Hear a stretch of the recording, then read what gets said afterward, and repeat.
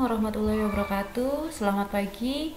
Eh, Pada kesempatan ini saya akan mendeskripsikan bagaimana cara mengerjakan tugas pada tugas yang kelima. Jadi tugas kelima ini adalah tugas ARDL. Jadi materi kita adalah ARDL. Kemudian tugas ini teman-teman kerjakan secara mandiri seperti biasa. Jadi teman-teman kerjakannya secara mandiri. Tugasnya di sini adalah berupa output EViews pada materi ARDL. Jadi, teman-teman tidak perlu mendeskripsikan hasilnya. Jadi, teman-teman cukup mendapatkan hasil output dari EViews, kemudian teman-teman masukkan di Word-nya masing-masing. Jadi, tugasnya seperti itu. Kemudian, karena kita ada variabel X dan variabel Y, maka teman-teman diminta tetap membuat judul. Nanti judulnya kita buat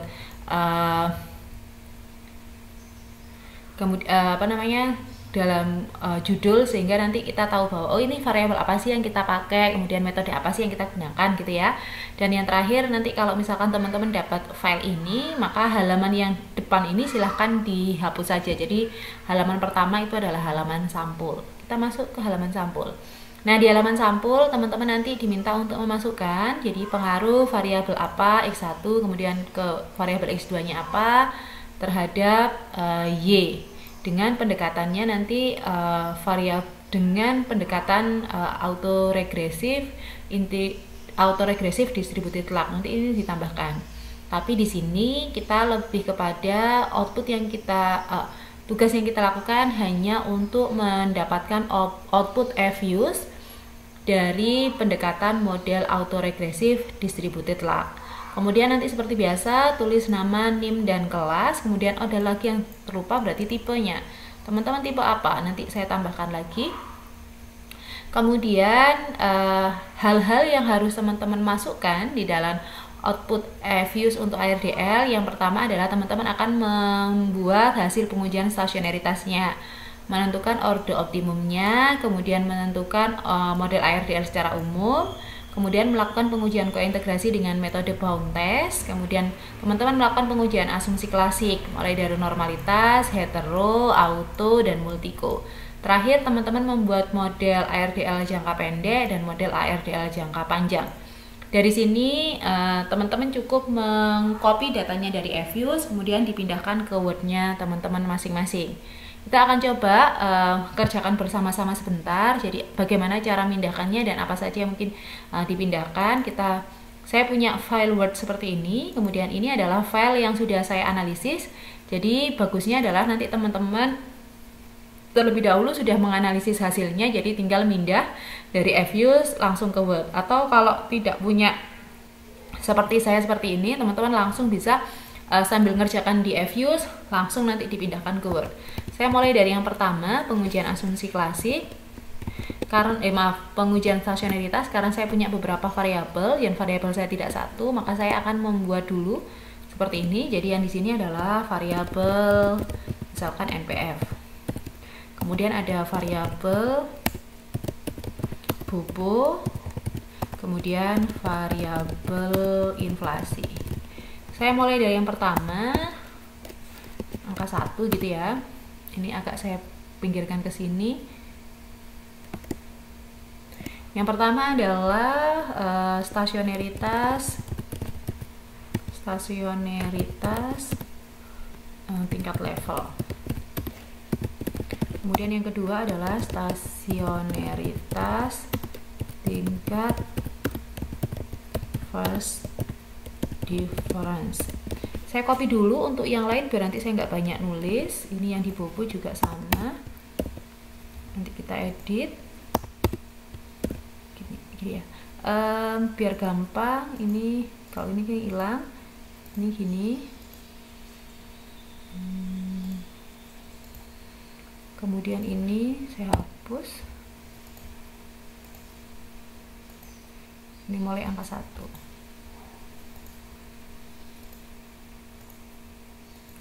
Sudah, saya mulai dari pengujian stasionaritas untuk NPF pada tingkat level. Saya buat seperti ini. Saya cari dulu punya saya NPF pada tingkat level. Untuk mengcopy tidak usah teman-teman copy semuanya, tapi teman-teman copy di bagian atas sampai sini. Jadi kenapa saya minta untuk di copy di bagian atas, biar nanti teman-teman tahu bahwa di sini adalah null hipotesisnya adalah NPF has a unit root, untuk melihat bahwa teman-teman ngopinya nggak salah. Jadi seperti ini, kita copy. Oke, kita masukkan di sebelah sini, paste. Terus kita edit, kita masukkan, kita hapus. Terus teman-teman tandai di bagian sini. Jadi nanti di pengujian stasioneritas itu bagian yang kita akan baca adalah di bagian T statistik dan di bagian probabilitasnya. Kita kasih warna yang berbeda seperti ini. Kemudian yang kedua, kita yang first difference. Jadi nanti teman-teman ulangi semuanya sampai semuanya selesai. Jadi seperti ini.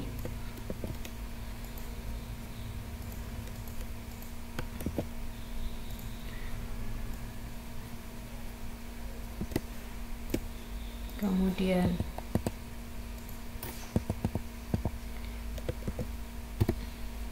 ini juga sama, teman-teman warnai sebelah sini. Kemudian nanti teman-teman bisa lanjutkan untuk variabel yang lain, yaitu variabel bopo, kemudian variabel inflasi disesuaikan dengan yang ada di sini.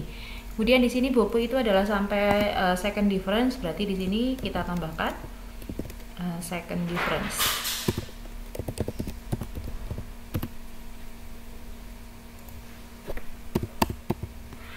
Nah, kalau sudah nanti teman-teman masukkan, kita masuk ke selanjutnya, yaitu yang kedua, yaitu penentuan order optimum. Penentuan order optimum ini teman-teman boleh menggunakan order optimum yang berbentuk tabel seperti ini. Kalau tabel nanti teman-teman cukup mengambil 5 terbesar, atau teman-teman boleh menggunakan yang grafik. Saya akan menggunakan yang grafik, saya copy, saya masukkan.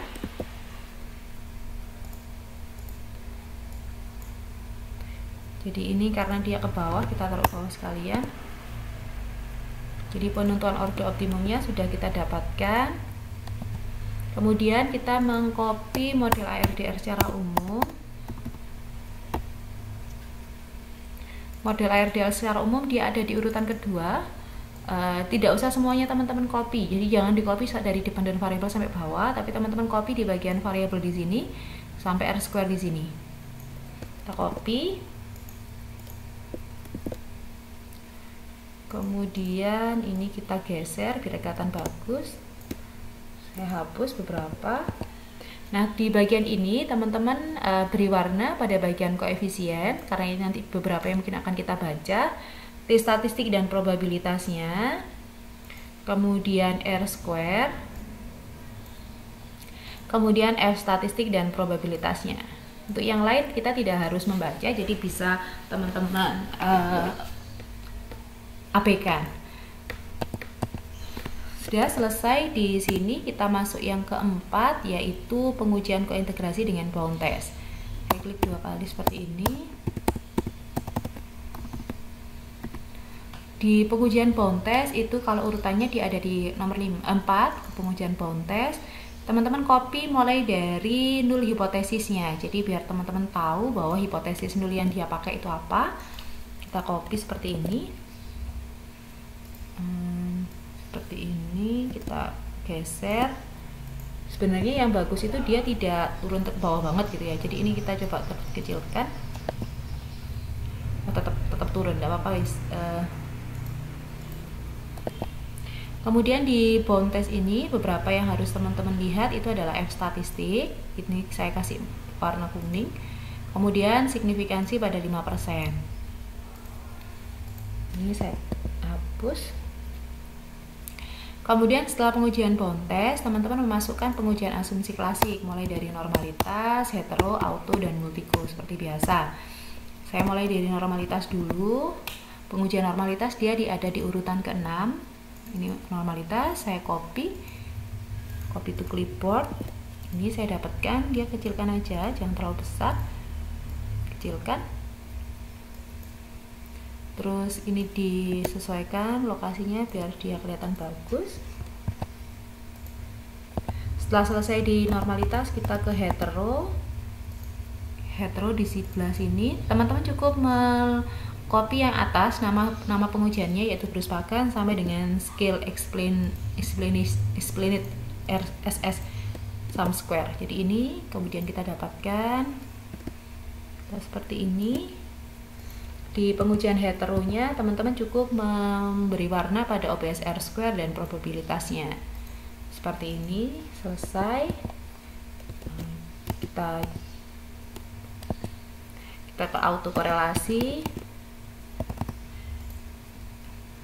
Autokorelasi teman-teman cari pengujian autokorelasi sama dengan hetero, teman-teman cukup memberikan yang ininya saja, langsung ke tesnya saja.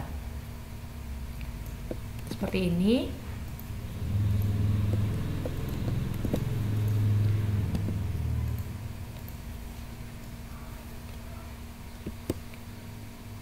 Kemudian cukup bagian OBS R-square-nya.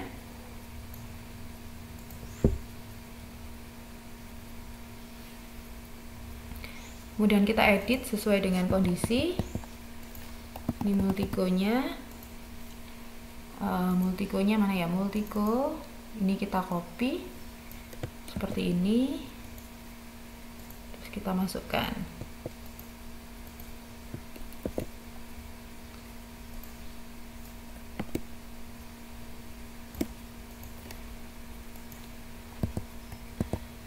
Kita lihat, kita beri warna pada center VIF-nya. Kemudian terakhir kita masuk ke model jangka pendek dan model jangka panjang.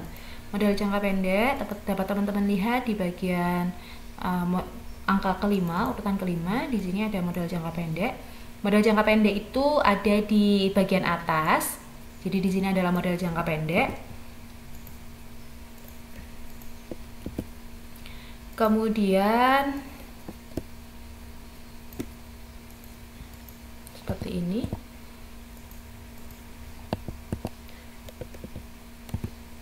Kemudian model jangka panjangnya itu ada posisi yang di bawah, long run coefficient. Kita copy, kita taruh, kita sesuaikan dulu gambarnya atau tabelnya. Kemudian kita di sini di bagian koefisien ini nanti yang dibaca, teman-teman baca. Kemudian di bagian T statistik dan probabilitas. Kemudian di sini teman-teman juga sama di bagian probabilitas dan T statistik dan di bagian koefisien. Jadi itu untuk tugas kita di pertemuan keempat. Jadi tugasnya nanti teman-teman masukkan datanya, kemudian diberi warna sesuai dengan ininya masing-masing, sesuai dengan lokasinya masing-masing. Khusus untuk yang variabel untuk stasionaritas nanti teman-teman tambahkan sendiri. Mungkin itu sedikit penjelasan saya terkait dengan